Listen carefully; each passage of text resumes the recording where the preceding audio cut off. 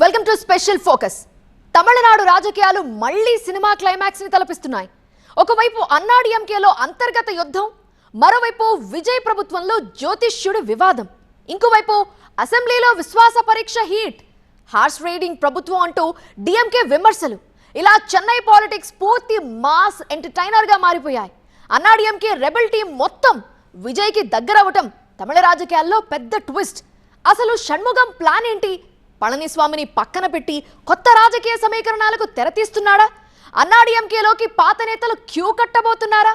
ఇలాంటి విషయాలపై ఫోకస్ చేద్దాం ఇవాల్టి స్పెషల్ ఫోకస్ లో.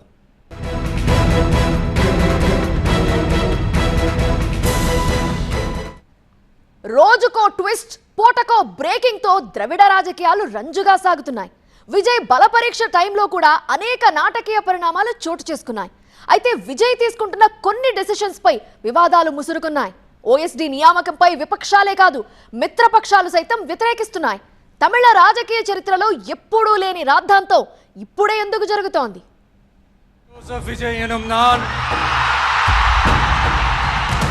తమిళనాడు సీఎంగా విజయ్ ప్రమాణ స్వీకారం చేసిన క్షణం నుంచి అసెంబ్లీలో బల నిరూపణ జరిగిన రోజు వరకు 100కి 100 మార్కులతో పాలనపై తన మార్కు చూపించారు. నెంబర్ 1, ప్రమాణ స్వీకారం రోజున టేబుల్ ని తానే స్వయంగా మోసి సీఎం అంటే చీఫ్ మినిస్టరే కాదు, కామన్ మ్యాన్ అన్న మెసేజ్ పంపాడు. ఆ ఒక్క సీన్ తో ప్రజల నుంచి 30 మార్కులు సంపాదించుకున్నారు. నెంబర్ 2, సీఎం గా తొలి స్పీచ్ లోనే తప్పు చేయనీను అంటూ అవినీతి రహిత పాలన అందిస్తానని ప్రజలకి వాగ్దానం చేశాడు. ఈ ఒక్క హామీతో మరో 30 మార్కులు సంపాదించుకున్నారు.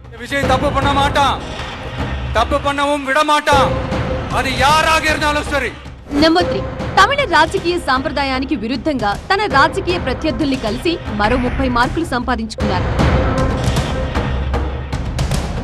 నెంబర్ 4, బడి, గుడి, ప్రార్థనా మందిరాలకు దగ్గరగా ఉన్న వైన్ షాపులను తొలగించి ఇంకో 10 మార్కులు సంపాదించుకున్నారు. ఇలా 3 రోజుల పాలనలో 100కి 100 మార్కులతో డిస్టింక్షన్ లో పాస్ అయింది విజయ్ సర్కార్. కానీ ఇప్పుడు ఆయన పాలనకి ఓ మరకంటుకుంది. ఆ మరక చెరిపితే చెరిగిపోదు, చెరపకుంటే మాత్రం చేటు తప్పదన్న సంకేతాలు ప్రత్యర్థుల నుంచే కాదు, మిత్రపక్షాల నుంచి వస్తున్నాయి. ఆ మరకేంటో తెలుసుకునే ముందు మరో ముఖ్య విషయం, బుధవారం బల పరీక్ష విజయ్ సాఫీగానే నెగ్గారు. 108 సీట్లతో నెగ్గిన విజయ్ పార్టీ మ్యాజిక్ ఫిగర్ కి 11 సీట్ల దూరంలో ఆగిపోయింది. ఆ 11 సీట్ల కోసం విజయ్ పడ్డ కష్టాలు, గవర్నర్ ఇచ్చిన జలకులు చూసి సామాన్యులకి సైతం చిరాకెత్తింది. 107కి 11 చాలు దేవుడా అనుకుంటే ఇప్పుడు ఏకంగా 144 ఓట్లు పడ్డాయి. అది రాజకీయం. ఎన్నికల ఫలితాలు రాగానే ముందు కాంగ్రెస్ చప్పున గోడ దూకింది. తర్వాత ముక్కి మూలిగి నలిగి అలిగి బతిమాలితే వీసీకే, ఐయుఎంఎల్, లెఫ్ట్ పార్టీలు మద్దతిచ్చాయి. కాకుంటే కాంగ్రెస్ మినహా మిగతా పార్టీలన్నీ ఇప్పటికీ స్టాలిన్ కనుసన్నల్లోనే నడుస్తున్నాయి. ఇంతటితో ఆగలేదు అరవ సినిమా. దినకరన్ ఏఎంఎంకే పార్టీకున్న ఒక్క ఎమ్మెల్యే కూడా విజయ్ పంచన చేరాడు. ఈ సందర్భంలో ఆ పార్టీ చీఫ్ దినకరన్ చేసిన హైడ్రామా నెక్స్ట్ లెవెల్. ఇక డిఎండికే ఎమ్మెల్యే ప్రేమలత విజయకాంత్ కూడా సపోర్ట్ ఇచ్చారు. ఇలా చిన్న చితక మొతక పార్టీల మద్దతుతో విజయ్ బలం 144కి చేరుకుంది. முந்தைய அரசுகளால் கொண்டு வரப்பட்ட முக்கிய மக்கள் நலத்திட்டங்கள் தொடரும் என்ற உறுதியை தெரிவித்துக் கொள்கிறேன். பிரேமலதா விஜயகாந்த் அவர்கள் உரையாற்றுகையில் எதிர்கட்சிகளை எதிரி கட்சிகளாக நினைக்காமல் எங்கள் அரசு செயல்படுவது குறித்து குறிப்பிட்டு வாழ்த்து தெரிவித்தமைக்கு என்னுடைய நன்றி. தமிழ்நாட்டை ஆண்ட பல்வேறு கட்சிகளை சார்ந்த அரசுகள் இந்த நாட்டு மக்களின் நலனை முன்னிலைப்படுத்தி தீட்டிய திட்டங்கள் சமூக நீதிக்கு முன்னுதாரணமாக திகழ்ந்து நிறைவேற்றப்பட்ட சட்டங்கள் எங்கள் கட்சியின் கொள்கை தலைவர்களின் எண்ணங்கள் என ఇవట్రై. సో విజయ్ జోసెఫ్ సర్కార్ ఫుల్ సేఫ్. ప్రస్తుతానికైతే డోకా లేదు. కానీ అరవ రాజకీయం కదా, మసాలా లేనిదే అక్కడి నాయకులకి పొద్దు గడవదు, ముద్దా దిగదు. ఇప్పుడు విజయ్ సర్కార్ తీసుకున్న ఓ నిర్ణయం విస్మయంతో పాటు వివాదాలకి కేంద్రంగా మారింది. 3 రోజుల్లోనే 100కి 100 మార్కులు తెచ్చుకున్న విజయ్ సర్కార్ ఆ ఒక్క నిర్ణయంతో ఆయన క్రెడిబిలిటీ సగానికి సగం తగ్గిపోయిందన్న చర్చ అరవ రాజ్యంలో జోరందుకుంది. తన వ్యక్తిగత జ్యోతిష్యుడు రాధన్ పండిట్ ని విజయ్ ఓఎస్డీగా నియమించారు. ఇప్పుడు ఈ నిర్ణయంపై అరవ పార్టీలన్నీ అరవడం మొదలుపెట్టాయి, విత్ మిత్రపక్షాలతో సహా. రికీ రాధన్ పండిట్. ఆయన తమిళ రాజకీయాలు, సినీ వర్గాల్లో చాలా కాలంగా పరిచయాలున్న వ్యక్తి. తెలుగు రాష్ట్రాల్లో వేణుస్వామిలాగా సెలబ్రిటీ జ్యోతిష్యుడు. దివంగత మాజీ ముఖ్యమంత్రి జయలలితకు కూడా ఈయన ఆస్థాన జ్యోతిష్య పండితుడిగా ఉన్నారని టాక్. తమిళ రాజకీయాల్లో జ్యోతిష్యం, ముహూర్తాలు, వాస్తు కొత్త విషయం కాదు. ఎంజీఆర్ కాలం నుంచి జయలలిత, కరుణానిధి, శశికళ వర్గాల వరకు ఇలాంటి జ్యోతిష్యుల సలహాలు తీసుకునేవారు. కానీ నమ్మకాలు వేరు, పాలన వేరు. ఒక జ్యోతిష్యుడికి ఓఎస్డీగా అధికారిక హోదా ఇవ్వడంపై పెద్ద వివాదాస్పదమైంది. ఓఎస్డీ అంటే సాధారణంగా ముఖ్యమంత్రికి అత్యంత నమ్మకస్తుడు, ప్రత్యేక బాధ్యతలు చూసే అధికారి. ఫైళ్ల యాక్సెస్, కీలక సమావేశాలు, రాజకీయ, పాలనా సమన్వయం వంటి అంశాల్లో సంబంధం ఉన్న అధికారి. అలాంటి కీలక రోల్ కి జ్యోతిష్యుడికి కేబినెట్ హోదా ఇవ్వడం సముచిత నిర్ణయమేనా అన్న చర్చ తెరపైకి వచ్చింది. మామూలుగా సీఎం జోసెఫ్ విజయ్ ని క్రిస్టియన్ గానే చూస్తారు. క్రైస్తవ మత బోధనలో జ్యోతిష్యాన్ని సాధారణంగా ప్రోత్సహించరు. అందుకే ఒక క్రిస్టియన్ నాయకుడు వ్యక్తిగత జ్యోతిష్కుడిని ఇంతగా నమ్మడమేంటని నెటిజన్లు ప్రశ్నిస్తున్నారు. రాజకీయాల్లో జ్యోతిష్యం, వాస్తు, న్యూమరాలజీ, స్వామీజీలు, పాస్టర్లు, గురువులు పెనవేసుకుపోయారు. అయినా వారికి ఎప్పుడూ ఎవరూ అధికారిక హోదా కట్టబెట్టలేదు. తమిళనాట మొదటిసారి విజయ్ ఒక జ్యోతిష్యుడికి ఓఎస్డీ పదవి కట్టబెట్టడం తీవ్ర వివాదాస్పదమవుతోంది. సాధారణంగా తమిళనాడు రాజకీయాలు దశాబ్దాలుగా పెరియార్ వాదం, రేషనలిజం, మూఢనమ్మకాల వ్యతిరేకత అనే సిద్ధాంతాలతో నడుస్తాయి. అలాంటి రాష్ట్రంలో ఇప్పుడు అధికార వ్యవస్థలోకి జ్యోతిష్యుడికి అధికారిక స్థానం ఇవ్వడం విమర్శకులకు పెద్ద ఆయుధమైంది. విజయ్ కూడా పెరియార్ వాదంతోనే రాజకీయాల్లోకి వచ్చాడు. అందుకే ఇప్పుడు ఓఎస్డీ నియామకంపై తీవ్ర చర్చ జరుగుతోంది. అసలు రికీ రాధన్ ప్రొఫైల్ చూస్తే ప్రధానంగా తమిళ సినీ రాజకీయ వర్గాల్లో ఆస్ట్రాలజర్, స్పిరిచువల్ అడ్వైజర్ గా ప్రసిద్ధి పొందిన వ్యక్తి. అసలు పేరు పండిట్ వెట్రివేల్. 2008లో ఢిల్లీకి మారిన తర్వాత తన పేరుని రాధన్ పండిట్ గా మార్చుకున్నాడు. విజయ్ రాజకీయ భవిష్యత్తు, ఎన్నికల విజయం గురించి ఆయన ముందుగానే అంచనా వేశాడు కూడా. అంతేకాదు, అసెంబ్లీ ఎన్నికల్లో రాధన్ పండిట్ టీవీకే పార్టీకి కీలక సలహాదారుగా పనిచేశాడు కూడా. విజయ్ ప్రమాణ స్వీకార సమయాన్ని కూడా ఈయనే నిర్ణయించాడు. Stalin can lose, Udinidhi can win border. Our Sir only one leader, our Talaivar, our Chief Minister is the only one leader in South India, in India, to attract crowd without paying them. Only one charismatic leader in the country today living. That is our Sir. Non-stop another 50 years, across 50 years of age. Maybe Chief Minister, then other than that, more than that. No failure in his life, brother. I'm saying in both the way, practically and theoretically. So Radhan Pandit మాటపై విజయ్ కి బాగా గురికుదిరింది. అందుకే పాలనలోనూ ఆయన్ని భాగస్వామ్యం చేయాలన్న ఉద్దేశంతో ఓఎస్డీగా నియమించినట్లు భావిస్తున్నారు. కానీ ఇది కేవలం ఒక పోస్ట్ కాదు, అధికారానికి అత్యంత దగ్గర స్థానం. చాలా సందర్భాల్లో మంత్రుల కంటే ఎక్కువ యాక్సెస్ కూడా ఉంటుంది. ఇక్కడే ఇప్పుడు అసలు వివాదం మొదలైంది. అయితే మిత్రపక్షాలైన వీసీకే లాంటి పార్టీలు తీవ్రంగా వ్యతిరేకించడంతో విజయ్ సర్కార్ కీలక నిర్ణయం తీసుకుంది. బల పరీక్ష అనంతరం వెట్రివేల్ ని ఓఎస్డీ పదవి నుంచి తప్పిస్తూ విజయ్ ప్రభుత్వం నిర్ణయం తీసుకుంది.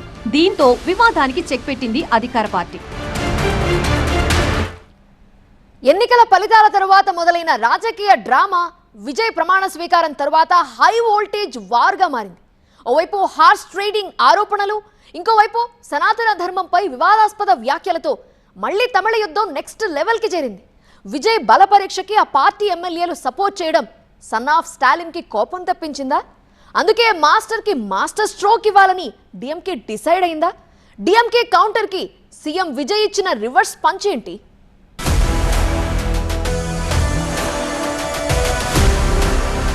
తమిళనాడు రాజకీయ చరిత్రలో ఎన్నో మార్పులు వచ్చాయి.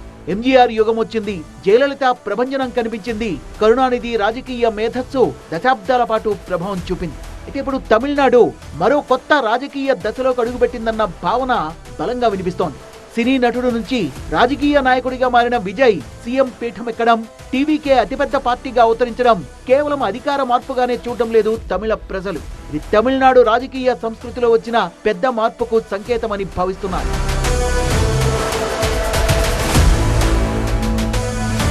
దశాబ్దాలుగా తమిళనాడు రాజకీయాలు డిఎంకే, అన్నా డిఎంకే చుట్టూనే తిరిగాయి.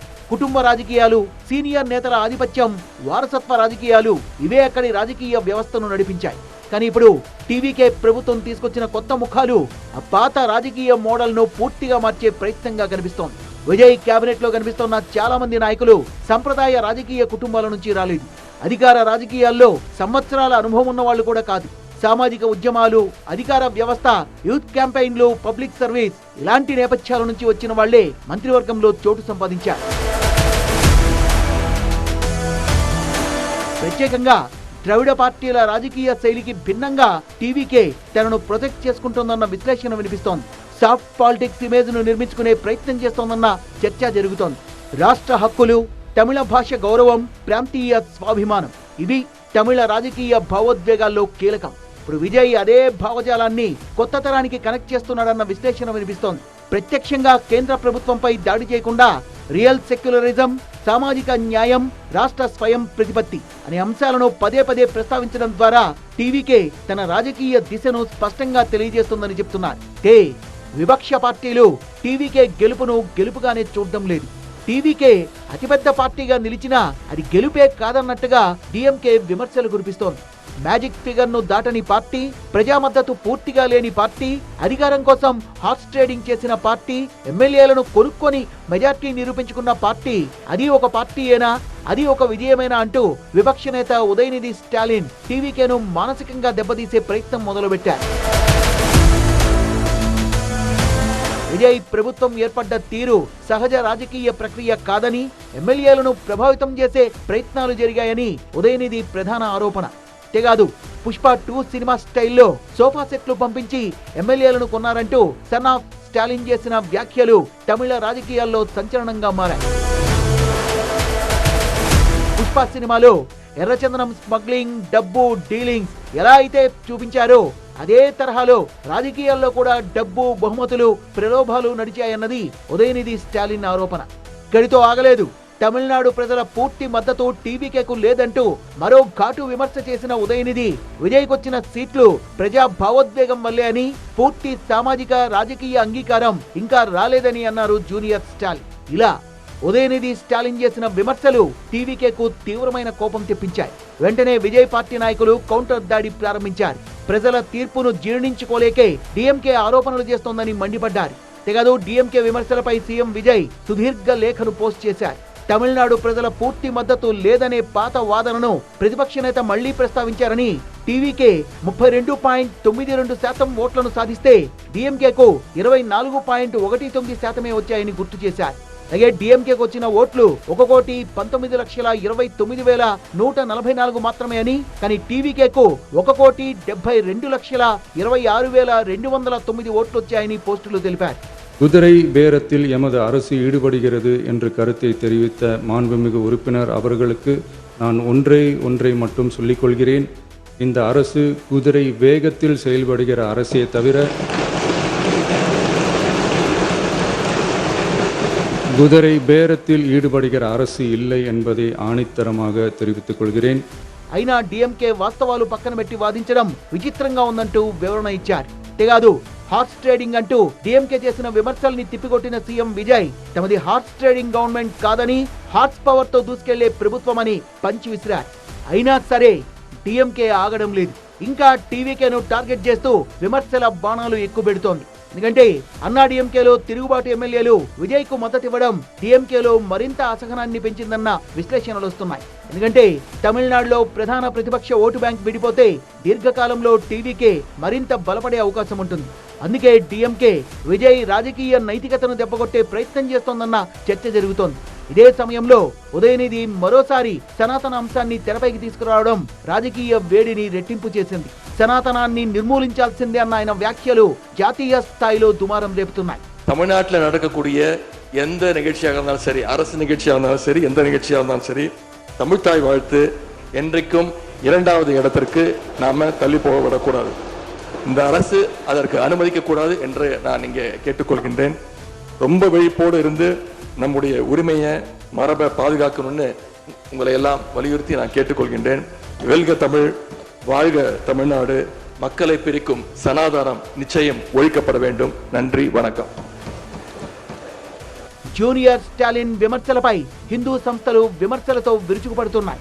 బీజేపీ నేరుగా డిఎంకేపై దాడి ప్రారంభించింది. సనాతన ధర్మంపై దాడి చేస్తూ అవహేళనగా మాట్లాడుతున్నారని, అందుకే ఎన్నికల్లో ఘోరంగా ఓడిపోయారంటూ టీటీడీ బోర్డు సభ్యులు భానుప్రకాష్ రెడ్డి విమర్శించారు. ఉదయ్ అంటే సూర్యుడు, నీ పార్టీ గుర్తులోనే ఉంది. ఉదయించే సూర్యుడు ఉన్నంత వరకు సనాతన ధర్మాన్ని ఎవ్వరు ఏమీ చేయలేరు. నీ మారిగా మాట్లాడుతూ పక్క రాష్ట్రమైనటువంటి కేరళలో జెండా ఎగిరిపోయింది, వెస్ట్ బెంగాల్లో మమత ఎగిరిపోయింది. సనాతన ధర్మాన్ని ఎవరెవరు అవహేళనగా మాట్లాడుతున్నారో వారందరికీ హిందువులు గట్టిగా బుద్ధి చెప్పారు. ఇంకా నీకు బుద్ధి రాకుండా, సిగ్గు లేకుండా నిన్న అసెంబ్లీలో మాట్లాడతావా? సనాతన ధర్మం జోలికి వస్తే ఖబర్దార్ జాగ్రత్త. తమాషా అనుకుంటున్నావా? నోరుంది కదా అని చెప్పి ఇష్టం వచ్చినట్టు మాట్లాడితే ఏం సరిపోతుందిలే. నోరు అదుపులో పెట్టుకో ఉదయనిధి. వెంటనే క్షమాపణ చెప్పాలని చెప్పి డిమాండ్ చేస్తున్నా. నీ మాటలు వెనక్కి తీసుకొని బహిరంగ క్షమాపణ చెప్పాలని చెప్పి డిమాండ్ చేస్తున్నా. వారు అలా మాట్లాడేటప్పుడు విజయ్ గారు కూడా మౌనంగా ఉండడం, మౌనానికి అర్థం ఏమిటని చెప్పి వారిని కూడా ప్రశ్నిస్తున్నా. ప్రజలు ఉద్యోగాలు, అభివృద్ధి, పాలన గురించి మాట్లాడుతుంటే డిఎంకే మాత్రం మళ్ళీ మత రాజకీయాల్ని తీసుకొస్తుందన్న విమర్శలు వస్తున్నాయి. ఇలా ఒకవైపు సోఫా సెట్ ట్రెండ్, మరోవైపు సనాతన వార్, ఇంకోవైపు హార్స్ ట్రేడింగ్ హ్యాష్ ట్యాగ్స్ తమిళ రాజకీయాలు పూర్తిగా యుద్ధరంగాన్ని తలపిస్తున్నాయి. అలాగే ఉదయనిధి, విజయ్ మధ్య వ్యక్తిగత రాజకీయ పోటీ కూడా తమిళ ప్రజలు ఆసక్తిగా గమనిస్తున్నారు. ఇద్దరిది కూడా సినీ నేపథ్యమే. గతంలో మంచి స్నేహితులే. ఇద్దరికి యువతలో భారీ ఫాలోయింగ్ ఉంది. ఇద్దరు తమిళ రాజకీయాల్లో తదుపరి తరం నాయకులుగానే ప్రొజెక్ట్ అవుతున్నారు. అందుకే ఈ పోరు కేవలం పార్టీ రాజకీయాలకే పరిమితం కాకుండా జెన్జీ పొలిటికల్ వార్ గా మారిందని విశ్లేషిస్తున్నారు. మొన్నటి వరకు తమిళనాడులో ప్రభుత్వ ఏర్పాటుపై నడిచిన రాజకీయ ఉత్కంఠ ఇప్పుడు అన్నాడీఎంకే వైపు మళ్ళింది. రెండాకుల పార్టీ రెండుగా చీలిపోయింది. దాదాపు 24 మంది అన్నాడీఎంకే ఎమ్మెల్యేలు విజయ్ అడగకపోయినా అనుకూలంగా ఓటేశారు. పళనిస్వామి నాయకత్వం వద్దే వద్దని షణ్ముగం, వేలుమణి టీం వేరుకుంపటి పెట్టింది. ఈ సంక్షోభాన్ని పార్టీ బహిష్కృత నేతగా అవకాశం మార్చుకోబోతున్నారా? వెళ్లిన వారంతా తిరిగొచ్చేందుకు గ్రౌండ్ ప్రిపేర్ చేస్తున్నారా? ఇంతకీ ఎవరి వ్యూహం ఏంటి? బుధవారం జరిగిన బల పరీక్షలో విజయ్ కి మద్దతుగా అన్నాడీఎంకే రెబల్ టీం మద్దతు పలికింది. అందులో షణ్ముగం, వేలుమణి ఉన్నారు. రెబల్ ఎమ్మెల్యేల తరపున అసెంబ్లీలో మాట్లాడటానికి ఎస్పీ వేలుమణి ప్రయత్నిస్తే పళనిస్వామి వర్గం ఎమ్మెల్యేలు అడ్డుకున్నారు. తమకు మంత్రి పదవులు అవసరం లేదని వేలుమణి వర్గం స్పష్టం చేసింది. కానీ సాయంత్రానికి మళ్లీ సీన్ మారిపోయింది. అన్నాడీఎంకే రెబల్ టీం కూడా మంత్రి పదవులు డిమాండ్ చేసినట్లుగా వార్తలొచ్చాయి. కనీసం 8 పదవులు కావాలని పట్టుబట్టినట్లుగా సమాచారం. మరోవైపు పళనిస్వామి తీసుకునే నిర్ణయమే తమకు ఫైనల్ డెసిషన్ అన్నది ఆయన వర్గం ఎమ్మెల్యేలు ప్రకటించారు. All decision will taken by Mr. Edappadi Palaniswamy Avargal. That's all. About 25. That words mean majority is in our side. Majority means all peoples will be in our party only. Now, all will be convinced. We are really, they are convinced. Party will be convinced. All will be convinced. మరోవైపు పళనిస్వామికి వ్యతిరేకంగా Shanmugam, Velumani team వేగంగా పావులు కదుపుతున్నారు. అన్నాడీఎంకే మనుగడలో ఉండాలంటే party నుంచి వెళ్లిపోయిన శశికళ, పన్నీర్ సెల్వం లాంటి నేతల్ని మళ్లీ పార్టీలోకి ఆహ్వానించాలని వేలుమణి వర్గం డిమాండ్ చేస్తోంది. எல்லாத்தையும் வெளியே அனுப்பிட்டே இருந்தா எப்படி சரியா இருக்கும்? இப்பவும் நாங்க தெளிவா இருக்கிறோம், கட்சி நல்லா இருக்கணும். இப்ப அவர் சொல்லிட்டார், பேசும்போது அவரும் சொன்னாரு, நாங்களும் சொல்றோம். பொதுச் செயலாளர் அவருதான், மாற்று கருத்துல. இப்பவாது பாத்தீங்கன்னா இப்போ நம்முடைய சின்னம்மா அவர்களையும் அண்ணன் டிடி தினகரன் அவர்களும் வெளியே போனவங்க எல்லாத்தையுமே ஒன்னு சேர்த்து ஃபர்ஸ்ட் கட்சி இணைங்க. இப்போ இருக்கிறவங்கள பூரா குறை சொல்லி யாரையும் வெளியே அனுப்பாதீங்க. அதாவது ஒரு அம்மா இடத்துல, தலைவர் இடத்துல நீங்க இருக்கீங்க. இப்போ நீங்க சொன்னது என்ன பண்ணது? திமுக எதிர்த்து தான் நம்ம கட்சி. ஆமா, அதாவது திமுகவை எதிர்த்து தான் இந்த கட்சி புரட்சித்தலைவர் எம்ஜிஆர் ஆரம்பிச்சார். அம்மா அப்படிதான் இருந்தாங்க. அதே பாணி தான் அன்னைக்கு நாங்க இருக்கிறோம். அதே போல தயவு செஞ்சு இனியாவது வேற மாதிரி சிந்திக்காம இருக்கிறவங்க பூரா வெளியே அனுப்பாம எல்லாத்தையும் அரவணைச்சு இந்த கட்சியை பலப்படுத்தணும். இதுதான் எங்களுடைய நோக்கம். அதை தயவு செஞ்சு அவர் செய்யணும். அவ்வளவுதான். இன்னும் குறை சொல்லிட்டே இருக்க கூடாது. అన్నాడీఎంకే సంక్షోభంపై ఆ పార్టీ బహిష్కృత నేత శశికళ స్పందించారు. డీఎంకే, అన్నాడీఎంకే కలయిక కలలో కూడా ఊహించలేదని, పార్టీలో అందరూ కలిసికట్టుగా ముందుకు వెళ్లాలని సూచించారు. కనవుల కూడా எங்களுக்கு வரக்கூடாது. அண்ணா திமுக காரவங்களுக்கு கனவுல கூட வரக்கூடாது. திமுகவோட அலையன்ஸ் போடுறதுங்கிறது அதை விட தவறான விஷயம் வேற எதுவுமே கிடையாது. ஒரு சின்ன சந்தோஷமும் எனக்கு அதில் என்னன்னா, திமுக எதிர்ப்பு இருக்கு, எங்ககிட்ட உள்ளவங்கள்ட்ட இருக்கு அப்படிங்கிறதெல்லாம் எனக்கு அது பெருமை. அதே சமயம் எங்கள் ஆட்களுக்கு எங்களுடைய இயக்கத்தை சேர்ந்தவங்களுக்கு நான் சொல்கிறது என்னென்னா எல்லாரும் ஒத்துமையாகும். இப்பயும் அதை தான் சொல்கிறேன். நம்ம எங்கே தவறு செஞ்சுருக்கோம்னா அந்த இடத்துல தான். మరోవైపు తనకు వ్యతిరేకంగా ఉన్న నేతలందరినీ ఆ పార్టీ అధినేత పళనిస్వామి తొలగించారు. పార్టీ పదవుల నుంచి 17 జిల్లాలకు చెందిన నేతలు తొలగించారు. తొలగించిన వారిలో షణ్ముగం, వేలుమణితో పాటు వారి అనుచరులు కూడా ఉన్నారు. ఇలా అన్నాడీఎంకేలో రెబల్ టీమ్ కి చెక్ పెట్టే ప్రయత్నం చేశారు పళనిస్వామి. ఒకప్పుడు తమిళ రాజకీయాలని శాసించిన పార్టీ ఈ రోజు నీచావస్థలో ముక్కుతూ మూలుగుతోంది. మరి పార్టీ కోసం గతంలో బహిష్కరించబడ్డ నేతలంతా మళ్లీ ఒక్కటవుతారా లేదా అన్నది చూడాలి.